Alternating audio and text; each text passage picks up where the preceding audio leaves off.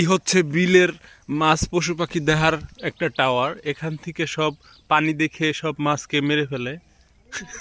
দুঃখিত, আমি ভুল বলেছি। এখানে যারা মাছ মারতে চায়, যারা যারা মাছের শত্রু, পশু পাখি শত্রু, তাদেরকে দেখাশোনা করে এখান থেকে।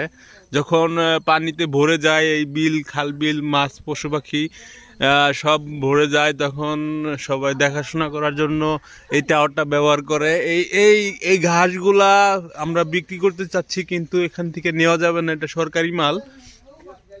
এই গাছগুলা পানি পেয়ে কোন পর্যন্ত শিকড় হয়ে গেছে। গাছগুলা অনেক অনেক অনেক শক্তিশালী গাছ। এগুলা পানির পানির তীব্রতা, পানির চাপে ওইগুলা বেঁচে আছে।